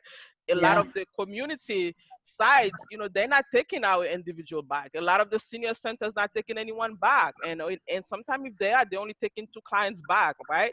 How do you have, you know, 2 clients going back in the community with 1 staff member? And when it used to be, you know, a 4-to-1 ratio, now it's like 2-to-1 ratio. You know, agency doesn't have the support, you know, to have enough staff. I mean, we have to hire a whole bunch of more staff, you know, with less amount of clients. So it's a struggles, and I think it's time for us to get together and brainstorm, you know, what are we going to do to continue the wonderful delivery of services that we provide, you know, to the IDD populations. So that's where I am. We don't have a set topic yet. Like I said, there's a lot we can brainstorm to. So hopefully once I send out that email to the CCO, I'm hoping to get some support from them and brainstorm, you know, the Wait. Hold on. Rose, you actually just said a topic. Rose, you have a topic. Brainstorm. We have to brainstorm in this COVID-19 time. Yeah, but you know, I also wanted to hear from the CCO, because I think one of the main crucial point of the care coordination committee, right? I'm an agency provider. I no longer have the care managers under my jurisdiction. So that's why I'm saying, you know, with the CCOs involved, you know, whether the topic is going to be brainstorming COVID-19, you know, moving forward plan, or what other agenda they might have, you know, that they're experiencing as care managers. So I think it's for us to come together and really, you know, pinpoint the subject matter of our meeting for the 21st. I think that's really good, Rose. And, you know, for people to get together and talk about some of the issues, answers they might need, especially the CCO providers. You know, I think that's very good. Thank you for pulling that together. Thank you. And don't worry, Rose. I'm always here to help you. I know you guys are. You've been very supportive, both Chris and Debbie. Thank you so much. Yes, you're welcome. And we're very glad to be able to help the DD Council with our Ring Central. We appreciate it. Thank you. And I do want to thank Joyce. Those are the subcommittees. Anything you want to add? No, I'm just glad to see that we're able to keep some of these committees going. They're so important now. To give information and to brainstorm and share information. So thank you. I agree. And with Transition and CCO, well, Rose already knows how to get me. But any other subcommittees who needs assistance, or please let us know when your meeting dates are so we can make sure share the information this time in need, because we all need to work together as strongly. And I think Deborah will agree with me as well, as well as you, Joyce. And Mary and Chris, Mary and Joyce as well. Rose. And Rose. The advisory council does have Ring Central, and I was out of the room for an emergency. I apologize, but we are so glad we all can work together, because I have families who need help and assistance. And I know that we work together, we can brainstorm and see what we can do. So thanks again. Thank you all. Thank you. Thank you all. Yes. Okay. Yeah, now it's my turn doing my report, because I do have a little surprise this is something for even everyone. First of all, some of you have already seen this face, but I'm going to say, I know you see me wearing my shirt too, but reason why, and I'll explain that after. I'm going to ask Matthew from Emergency Management to join me for a few minutes, because some of you have been asking me this question. Matthew, with me from Emergency Management? I know I saw him. We all heard his voice. Are you there? Oh. Hey, Chris. Hi. Matthew, you have a conference coming up. that everybody's been asking me for like, oh my God, the last almost 16 days. Can you explain? Sure. So I guess I'll introduce myself first. So my name is Matthew Pavogel. I'm an individual preparedness specialist at New York City Emergency Management. So we are in National Preparedness Month. So the month of September, we are having additional events. Throughout the year, we do presentations through the community, through Ready New York and community preparedness. But for September, we have National Preparedness Month events. So for information, it's nyc.gov/NPM. So on that website, it'll actually talk about events that are upcoming. Oh, you put it on the Some of those events include Hurricane Preparedness event, which is September 22nd. Also, there's a Ready Girl comic book event on September 22nd at 11 a.m. In addition to that, the disability event that is upcoming is September 24th. So the event is called Voices of the Disabled, Planning for Emergencies. So specifically, this event is people throughout the community that have disabilities speaking about what they do to make a plan, how they gather supplies, what they've been doing during COVID-19 as far as living with disability in the community. So specifically, we always do presentations myself, but this is more a presentation where people in the community are going to talk about what they do specifically to educate the public. So there's going to be 4 speakers. Chris is going to be one of the speakers. And specifically, it's going to be facilitated by myself, where we ask individuals questions and they provide what they do for their plan. There's also going to be time for questions and answers at the end of the event. So that's an upcoming event. It's going to be through Zoom. Currently, right now, you can sign up for it by going to nyc.gov/NPM, which stands for National Preparedness Month. So you can sign up through the website, and you will be sent the information for Zoom. We were using WebEx in the past. We're using Zoom now for our presentation. So that is going to be upcoming, sent to everybody who signs up for it. So there's that event. And like I mentioned, also there's a Hurricane Preparedness event on the 22nd at 6 p.m. You can sign up for that, which talks about what we do during hurricanes. Also the accommodations that we provide for people with disabilities in the shelters, service animals, all that information is provided during that event. And then there's a couple other events, a kids workshop on September 26th at 10 a.m. And then also on September 29th, there's Preparing for Seniors in a COVID World, which is September 29th at 2 p.m. So those are some of the upcoming events. Again, we will love everyone to join if they can. Again, these are all virtual events. Our Ready New York presentations, specifically myself, I've been doing outreach to organizations that assist people with disabilities. And we've been doing presentations through Zoom and through WebEx. So that's what we're doing currently. Everything's virtual. We do have the My Emergency plans, all the guides, but specifically we've been providing them usually through email. We can ship some materials. It's a limited amount, but we can do that too for presentations. So if you're interested in the guides, we have the My Emergency plan, we have the Pets Preparedness plan. Those are some things that we have as far as information. And we also have information in audio formats through USBs. So if someone needs an accommodation, if you need audio guides, we can provide that. So those are the things that we have from our office.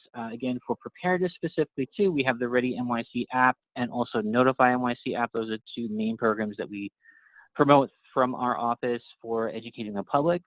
And those can be downloaded through Apple and Android. They're free apps that are also good tools to have. So a lot of the plans and information that we provide people, they can actually submit the information through those apps. But again, we always tell people to write down information too as a backup. So those are things that, you know, to really promote for the month of September. It's not like that we don't provide presentations throughout the month, throughout the year. We do, but September is National Preparedness Month. And you know, since it is, you know, during COVID, it's been a little bit tough to do presentations, obviously in person. So we can't do that. So we don't have that option. So virtual is really the way we've been doing presentations. So again, if anyone is interested in other presentations or any other information, my email, I'll tell you my email and also my phone number. So my email, it's MP as in Peter, U, V as in Victor, OGEL@OEM.nyc.gov. And again, that's mpavogel@oem.nyc.gov. And my phone number you can reach me at is 718-422-8593. So if you have any questions or if you'd like us to present, please reach out to me. Thank you, Chris, for having me. Matthew, stay And if on. anyone has because- questions too, they can ask questions too. Yeah, What's we're the gonna phone number? do I hear you the said- Matthew. This is Chris. We're gonna do the questions in the next few minutes because we have other important things. And to answer someone that says, "Can you email this information?" I will do that after the meeting's finished. The main thing is for emergency management, also for everyone, you can always type in Emergency Management NYC. It does pop up on the Google system, but it will be adding additional information later on today or later this evening. Let me move Yeah, and on. our website too, it's nyc.gov/em for emergency management. Thank you, Matthew. And Matthew, stay on with me because let me move Yep. on. Just to remind everyone, the Board of Elections, since it's election season, and some of you have asked me this question. New York City, you can go on also to Vote NYC. It will pop up, and when you pop this up, it will get you onto if you want to get an absentee ballot, and you can track it as well. If I explain all this, we'll be here until next year. So that's going to be mentioned in October 1st. But you still can do this now and have fun playing with it. Please make sure that you are going to vote. And you don't have to even go to the polling site. Now, if somebody's going to ask me about Barclays Center, I'm going to say to be announced because where your locations may be changing. So that's going to be announced possibly by next month's meeting. Now, as you know, yes, I have to say this again because OPWDD Albany has asked me to say this because they're really pleased. Please, we still have at least 14 days to go to please do the 2020 census. It is not too late because this is from them. Please make sure you visit the 2020census.gov. And let me also tell you in the good news, and this is something for Carrie Banks as well as everyone else. The disability level is up to 70%. That filled out the census. That form. census, the censors, the disability one. And let me also tell you, the numbers do change, so please don't even jinx the numbers yet. It's going up. It's going up, and we want to thank a lot of like the libraries that because you do send out information. OPWD does have it on their return page. They are doing excellent. Agencies who are doing it today, thank you so much because we actually did break the record for a good 20, 30 years already, and we need to continue that in the future. Now, let me move on. And you know, the last day is September 30th, so you got 14 days. Now, I like to make this clear. This is a little surprise for all of you. And I mean, this one is for Joyce as well as Carrie. Alex did not quit. The Daily News, Alex Gooden did not quit. He got promoted. He is now working with the chief. He is now he works now with the governor's office, Andrew Cuomo, as the new chief of disability office. New York State office. This is his title. He is still with us, even now, even stronger. Now we have a voice in the governor's office. And yes, I did ask him and tell him what our population is. So Alex is still with us. And I'll say this. With him now in the governor, it will give us a Arsenal Wempery. But remember, we do not want to abuse him. He is really good. He's the only person I can say, thank God, in that way. And he does understand. Yeah, so Alex has not quit. So whoever made that rumor, stop making a rumor. Now, I do have to remind some people, because this relates to Carrie, Helen Reyes. You can look this on the website because this is a very long notice. I'm making this easy as quick. Beginning Columbus Day weekend, October, that's the 9th to the 12th, and this is on weekends, 16th to the 19th, and the 23rd to the 26th. This affects heavy-duty transit. Yes, Carrie, the F train will be running those days. The 4th Avenue corridor that represents between 36th Street and Atlantic Barclay will be shut down on the weekends. Therefore, they will be D, N, and R will run in 2 sections. So, for example, if someone is not far from the Brighton line, which is the Q, and sometimes on weekdays you see the B, can you say N train? The N will also be joining with us on the Brighton line. Kings Highway is accessible station. Coney Island Stillwell Avenue is accessible station. There are accessible station reroutes. Our train will only run as a shuttle like normally at nights, but instead of going to Whitehall, 36th Street will be its last stop with the N train. That will be the shuttle N, as well as the shuttle D train. So please be alert that you will get some other lines will be hurting a little more, like the 3 train and the 2 train will feel kind of saying, why there's so many people coming from another line? Please, guys, read the notices and please be careful. These are the accessible reroutes for people who are using these trains. There are buses and ways and getting trains. So if all of a sudden your bus is crowded higher than usual, please have patience. Do not try to think you're going to get there on time. Please allow an hour or 2 hours with your trip. Now, also want to make this clear as well. As you know, the base fare is back to $2.75, half fare $1.35. You must pay your fare. Accessoride will remain free until further notice. Any accessoride is expired or you know you're due for renewal, you just got to call eligibility and let them know. Please make sure you have your ID ready, and they will extend you until they open those clinics again. You have to contact eligibility. The accessoride will remain free. PCA can still attend, but no guests at this time. No guests at this time, so it's limited, and it will only take. Let's say if you're going from the DDRO to another part of Brooklyn or wherever, and you don't have a PCA, you'll be going straight to that location. Only you. Only you. But if you have a PCA, that PCA goes with you. So please make sure you're also wearing a face mask. And I will repeat that again. Now, as a reminder to everyone, and I have this again here as well, you see me wearing this shirt here and there. And let me make this clear. You're going to have to check the Transit Museum store because I have no clue if that shirt is being sold. Right now, I am volunteering stations right now, giving out washable and paper masks in the where transit connections are, very big ones. Like Brooklyn will be Broadway Junction, Atlantic Avenue, those 2 areas right now in Brooklyn. They're also doing other stations. I'm doing Times Square, so you will sometimes see me on certain days, just during this week. But I'm going to remind everyone must wear a covered face shield, face mask, something to wear. If you do not wear one, unfortunately, it's not my call. This is something you need to challenge the governor. I don't make the rules. I just have to follow what they say. If you do not wear a face mask, the fine will be $50. And you can challenge it at where you go do your tickets. And I know everyone's going to agree with me. It's nuts and it's dumb, but we do need to make sure we follow the rules. And yes, the trains still remain 1 to 5. There are 2 buses that do operate in Brooklyn. There's no train service between 1 a.m. to 5 a.m. Thank you. You're welcome. As you heard that clearly. Please remind yourselves that in Brooklyn, we have 2 buses. The M99 will start at New Lots Avenue train station and will go into Manhattan to 42nd Street.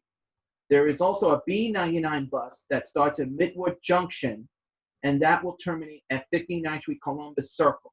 Yes, you still have to pay your fare, but try not to be traveling between the hours of 1 to 5. Please if you're going to travel, look at the map on the website on that. Now, I'm going to say this also, the Advisory Council's outreach updates will continue again on October 1st. We will have different speakers, and we also have some great tips of education ways, non-education, something to keep everyone happy, keep themselves busy. We will have some experts talking maybe about farms in the Long Island, upstate New York. We have a little something new.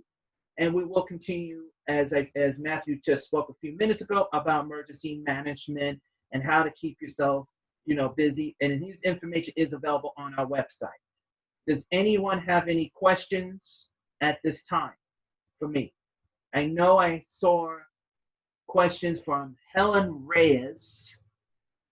And I know Helen Reyes has 2 questions. If she's on, if you want to unmute this. Hi. Oh, you're there. Hi, Helen. Okay, Helen, I'm going to read your question. Okay. Okay. Yeah, the answer to your question about the subway station MetroCard vending machines, well, no. The vending machine, if the vending machine says they don't accept cash, that means they filled it up.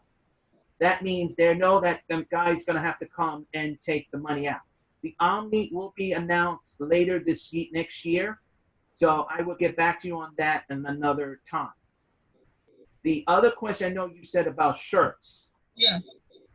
That is something you have to check the Transit Museum. Remember, I'm volunteering this time giving out face masks at a Times Square, which is the heavy-duty accessibility train station connection, to make sure that even accessibilities, homeless people, and regular veterans and people with disability and seniors are getting it. Everyone gets one. That's including washable and paper ones. So those, I hope I answered those questions, but they are adding stations right now with Omni, so you will see sometimes on YouTube. Christopher? Yes. I'm wearing the mask you gave me from City Hall, like they dropped off. Oh, the black ones. Yeah, those work great. But however, what I read is going forward, none of the subway vending machines will have cash because there's nobody to fill up the machines anymore. They're being cashless. Helen, let's talk later about that because I have to ask you that question.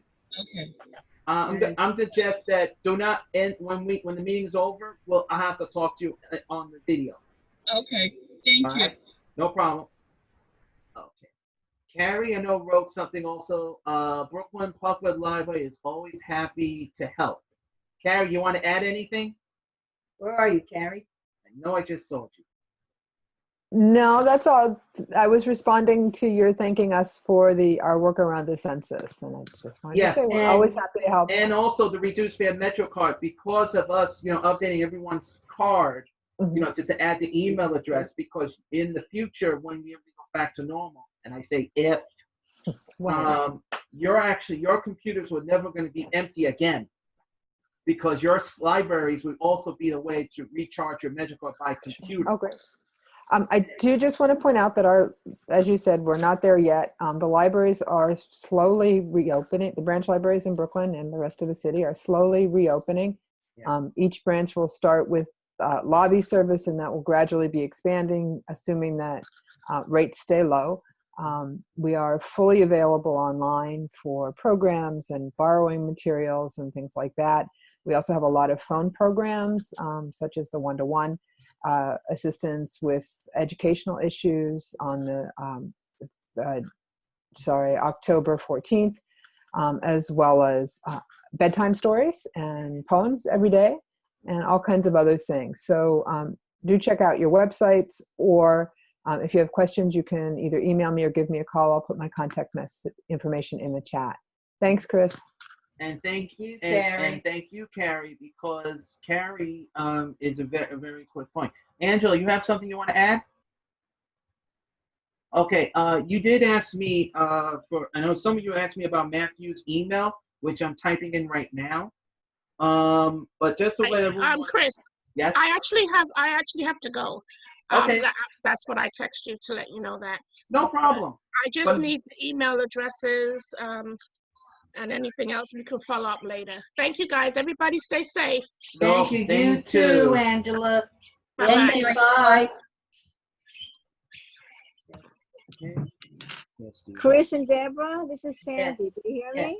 Yes, I hear you. You have a question for me? No, but I'd like to be able to make a verbal announcement. We're doing that in just a minute, Sandy. Just give him 1 second, Sandy. Because everyone's been asking me for Matthew. Matthew, you still with me? We sent your email to which I'm trying to, and everyone. Hold on. Chris, I'm here. Okay, Matthew, I just put your email address in. Do I need to put your both numbers up or just one? Which numbers? You can put both. It's fine. I mean, it's either however everyone wants to contact me. obviously I'm remote, so the actual my cell phone, the 347-971-2311. Yes, I have that. Yeah, that's actually a better contact number Yes, right now. and So just letting everyone know, yeah. Matthew is also a great asset too. So please, everyone, this is the time also because we have to deal with, not just coronavirus, but hurricanes, storms, blackouts, everything. We need to be prepared. Everyone should have his email and his phone number, and I put it up on the chat. So does anyone else have any questions for Matthew or me? And Chris, I just wanted to mention, so the event again for disabilities is September 24th at 1 p.m. It's going to be through Zoom. Yes, I have that. Yes, even I have it. Joyce, do you have anything else? I know you have to run because we're going to be doing announcements. Yeah, no, that's it. I appreciate that everybody was able to join us. And remember tomorrow, be on that caravan and write in your window, Governor Cuomo, don't send us back to Willowbrook. And by the way, everyone should be wearing a red shirt if they can't go. And take a picture and put it on Facebook. I got to have a little fun. Because some of us don't have cars. But, yes. But Joyce, I know you have to run. Matthew, you have anything else you want to add? No, that's it. Just, we would like, everyone to sign up and be at the event on the 24th and any other events that we have during the month of September. And, again, like if anyone would like us to come and do a virtual presentation through Zoom, just let me know. You can email me or call me. And yeah, like Chris mentioned, we have, obviously we're in COVID right now, but, other emergencies can happen during COVID, like, hurricanes, because we're in hurricane season. So again, all the information for our emergencies is on our website, nyc.gov/em. So there's information about, all that we do as far as our outreach, people with disabilities, pets, children, all the outreach that we do for the community, and other information to how we plan for emergencies. All of that information you can find there. Thank you, Matthew. Since Matthew did his little adding update also, his announcement, does anyone else? I know Sandy's neighbor, he's been dying to announce. It's Debbie. I'm sorry, Carrie, but Sandy is dying. I'm very patient. Come on, Sandy. Okay, here I am. And you're next, Yes, Carrie. I am dying. First, I have to apologize for some of my chats that might not have made sense because I'm taking notes and doing the chat at the same time. No problem. Sandy, no one's complaining. Just listen. Let's hear the good stuff. Okay, so Adapt Community Network is going to have a virtual summit. So everything is going to be done virtually. It's going to be on Monday, October 19th. And that if you register, you'll have access to 8 videos on 8 different topics. And you could pick and choose the videos that you want to see. Some of the topics will be about sensory environments, community activities, behavior management, guardianship, care management, and having the talk with your child about puberty and healthy relationships. So all you have to do to register is click on the link that I put in the chat.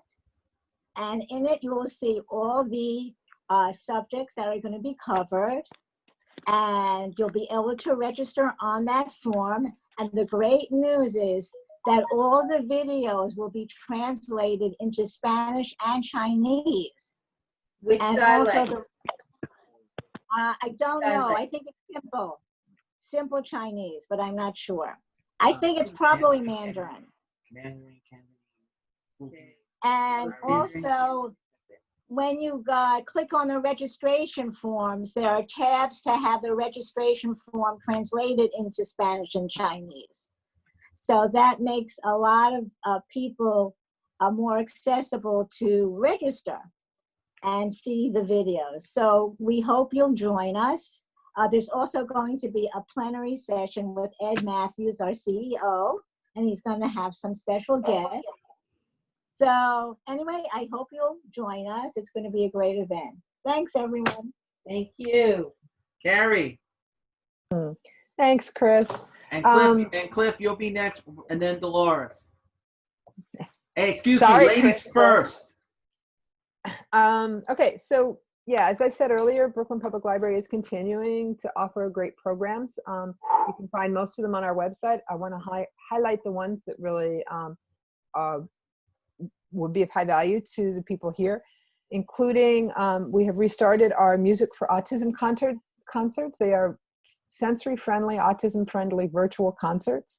The next one is on September 26th, and Invoke will be playing, and this is in partnership with the National Organization Music for Autism. All of these are, by the way, you can register by phone or online at the information I put in earlier. The self-advocacy group that's been meeting at the library, Voices of Power, is back up and running and meeting virtually. Their next meeting is on Friday, October 9th, and they are Planned Parenthood will be making a presentation, Taking Care of Your Sexual Health. They will talk about sexual health needs, cancer treatments, birth control, and how to prepare for a health center visit. This is a request that came from the group itself, and we're very excited to be able to provide this. That's a Zoom meeting, and it's on Friday, October 9th at 11 o'clock. As I mentioned earlier, Include NYC and Ruth DeRoma will be back at the library on October 14th with Navigating Your Child's Disability, one-to-one expert experience. That's a phone program. What happens is people give me a call. They pick a time slot on that day, and then Ruth gives them a call. Simple, and you don't need technology.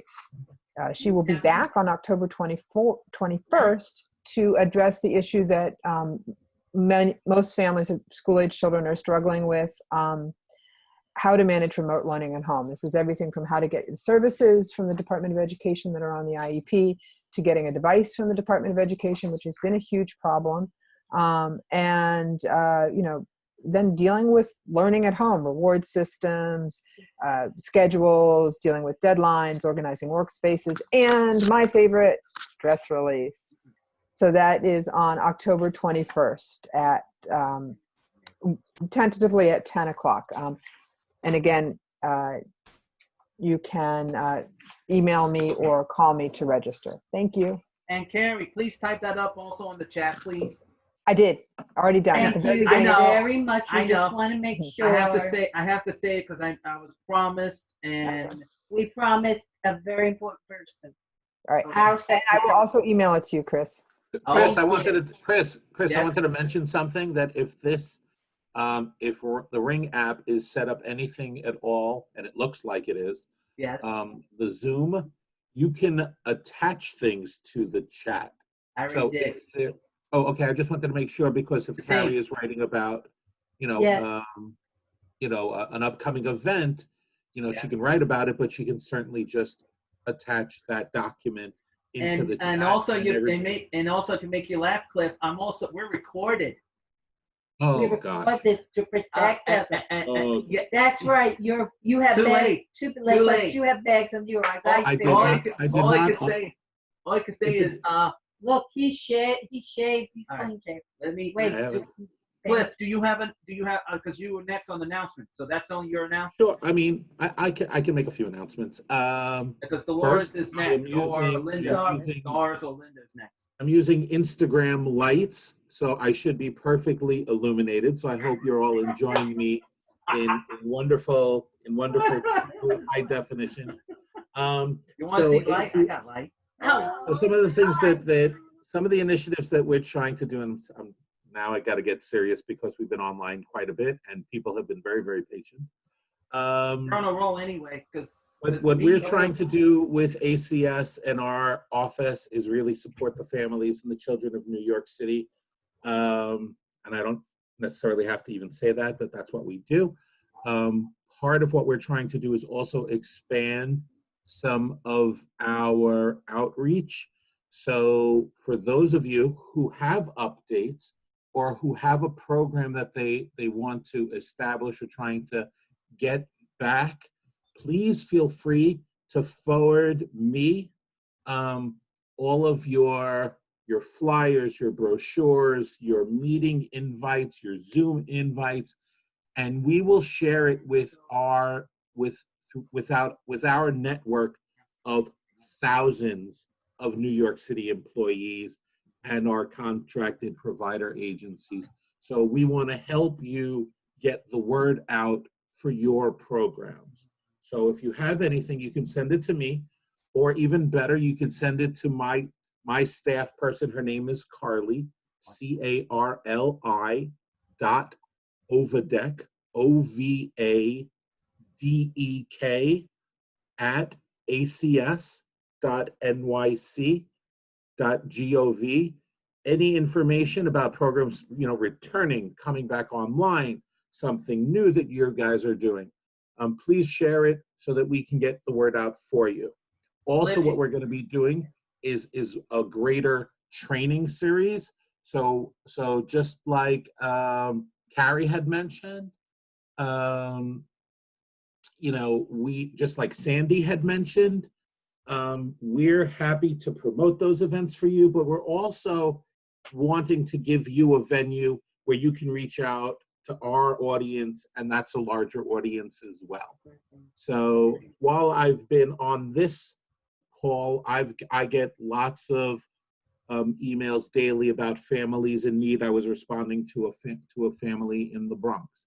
So that's what we do. So we want to link the providers of service with the families that need it. So if you have something you want to present on, feel free. And again, also we're going to be looking to do a little bit like ADAPT, because we're already registered for the ADAPT workshop. But we're looking for presenters as well. So please feel free, reach out. We're happy to spread your good information. Yeah, Deborah Graff has a question. Hello there. Cliff, I would appreciate if you would also do different presentations with the 5 advisory councils. Our role is to help the families. We're not doing it. So we appreciate, because I tell you, like, I work very closely with all of the 5 I'm on the 5 boroughs, I'm on the statewide, but we're not here, we don't give the service, we help the families understand what they're going through, so they understand they're not the only ones. So That's please, absolutely true. And work with us too. We'd appreciate it. That's true. The families of New York City, right? We're sitting here in the Developmental Disabilities Council, but the families and the Advisory Council. This is a joint meeting. Gotcha. Not trying to, no, it's okay. But the children and the families of New York City face so much on a regular basis. And now with the pandemic, and now with trying to return to school and to try to get the economy back open and up and running, families under the best of circumstances have, deal with mental health issues, substance abuse issues, criminality issues, domestic violence, on and on and on our families struggle.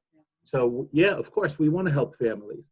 I didn't even mention we have a new program where if a family member, and we're usually, like I said, I'm from Children's Services, so we support children, but there are other times when we get to help families as well. We have a new program, relatively new, where we evaluate parents where there's a suspicion of an intellectual or developmental disability, where the psychologist comes to you.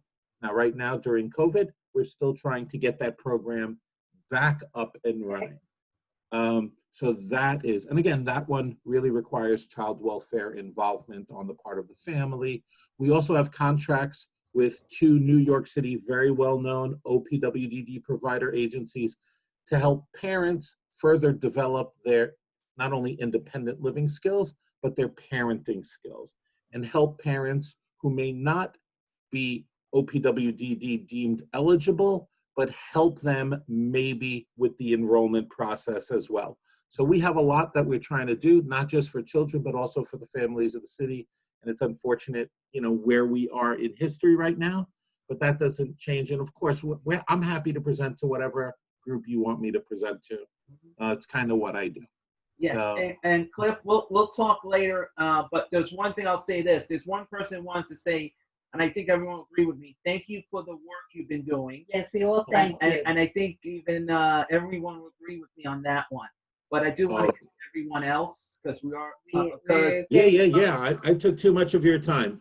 No, actually, right. well, just making this clear to everyone, there is no timetable in these meetings because since we're on video and this is the first meeting in September, this is like a season finale, like Dancing with the Stars. Sometimes they go longer, but it's okay because we want to make sure everyone gets their announcement or they already put it in.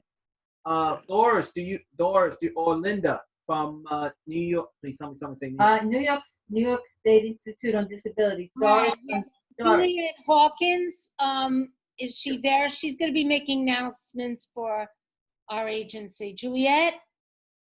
Juliet, are you there? One second. Let me see. And just to let everyone know, oh, I heard a whoop. Okay, you can hear me now? Now we can. Loud and clear. I Okay, think Cliff can sorry. hear you from the other end of the island. Yeah, I can guarantee. I'm sorry, I'm technologically, anyway. Okay, I want to make an announcement that we have openings in our crisis behavioral intervention program.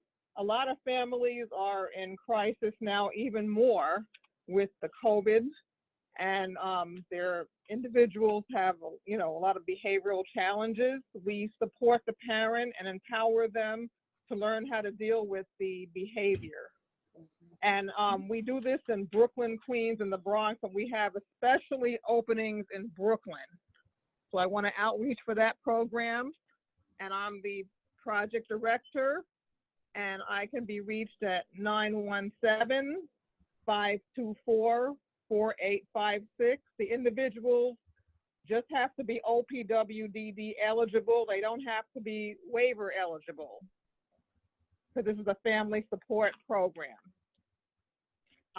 So I'd like to make an announcement about that. And also we do evaluations for individuals who do not have Medicaid and are looking to qualify for OPWDD services.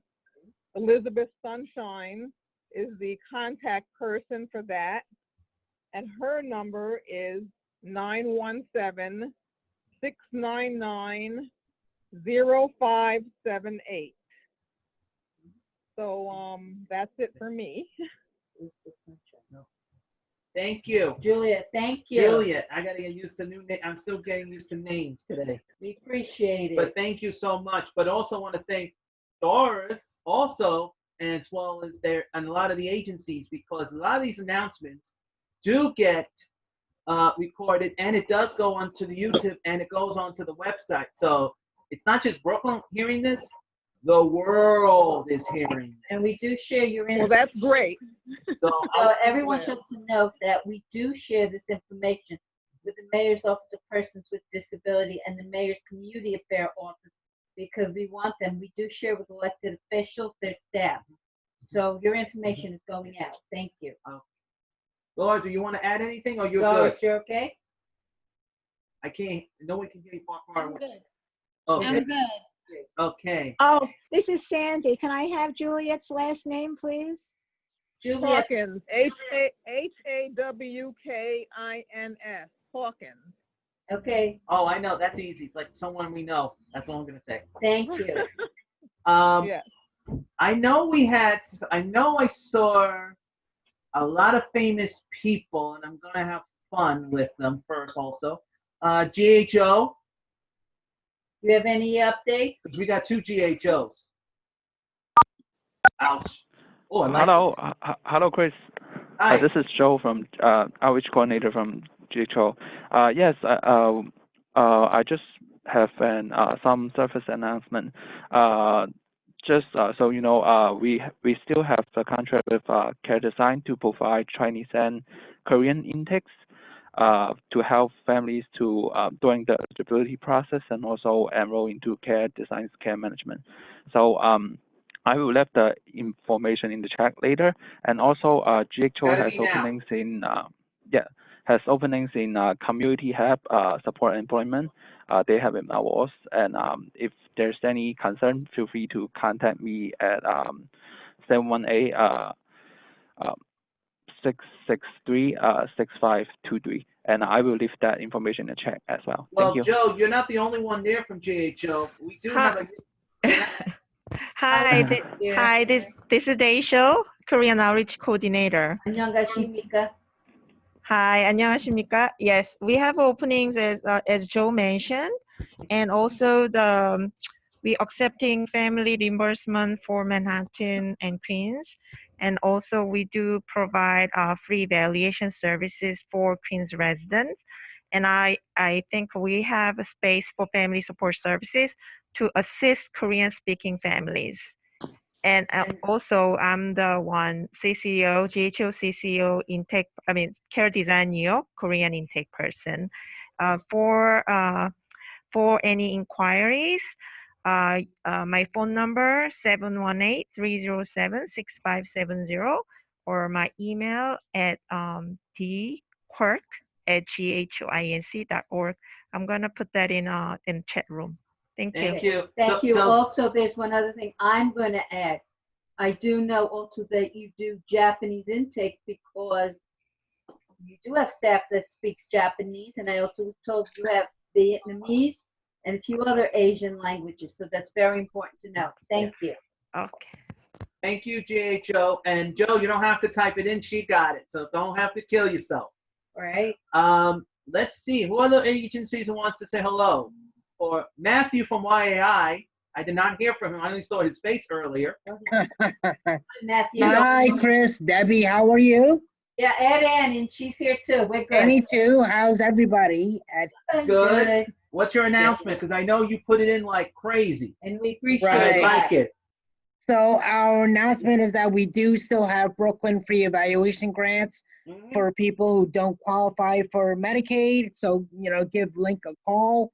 I put our number and email in the chat, and I'll put it again. We're still doing the COVID testing. So also, for that, I'm gonna put the phone number for our scheduling department for the clinic. And then, just give Link a call or an email about all our other services. Thank you, Matthew. Thank you, Matthew. And Matthew, you heard my announcement earlier because I know in your end, and I'm going to say your end, that's what I'm going to say, you know that if you want to go to Manhattan faster now, you're going to have to come to the Brighton line. That's all I'm going to say. Right, right. So make sure you please pay close attention and pass that word in your end. I sure will. And that's going to everyone. Anyone else want to make an announcement? You can unmute yourself. So I don't have to get. Okay. Does anyone else have an announcement? Because before we do that, Debbie just want to remind everyone. And two, there's one other announcement that was left out. And I just blanked, so I can't believe it. And I'll do it, mine. All right, first of all, it is upcoming the Jewish New Year. I'm wishing everybody a Happy New Year who celebrates the Jewish New Year. I just want you to know, if we don't answer you back, it's our holiday. So I want you to know that on the in-between days, we will return emails, calls, texts, whatever. Please understand it is our holiday. And we also, please remember, we are volunteers. We love to help, do the best we can, but please, we want everyone to please understand. So thank you again. And anybody else has an announcement? How about Ruth? Ruth, do you have an announcement? Oh, Ruth. I'm here. I'm here. I'm just unmuting. Yeah, I just did it too. Hi, my name is Ruth Naroma. I'm here from Include NYC, which is the Family and Community Engagement Center for the 5 boroughs for school age and early childhood parents. We, of course, are looking forward to this new school year. And please, we have a lot of information that you can pass along to parents. Check out our website, check out our videos, check out our live workshops. As Carrie mentioned, Carrie Banks from the Brooklyn Public Library mentioned earlier, on October 14th, I'll be taking calls to help people one-to-one with some of the concerns that they may have about this current school year. And on October 21st, probably at 10 a.m., we'll be getting that out ASAP. We're going to be doing a kind of workshop and conversation about remote learning and how we can best maximize it for our students this year.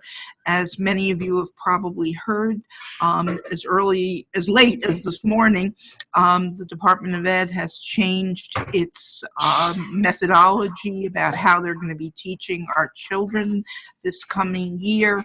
And though some children will be going to school part-time, many of our children, in fact, most of our children, if not all, will be getting some sort of remote learning, but it may not be, as of this morning, completely face-to-face, as they had promised several months ago.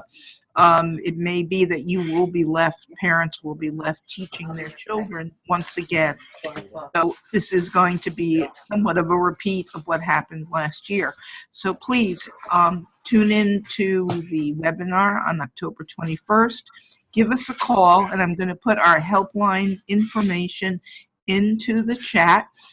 We have a helpline, and that helpline helps you set up an appointment to speak to one of our family educators who can help you with your individual problem with the school, with transportation, with services, with IEPs, with evaluations, anything having to do with special education.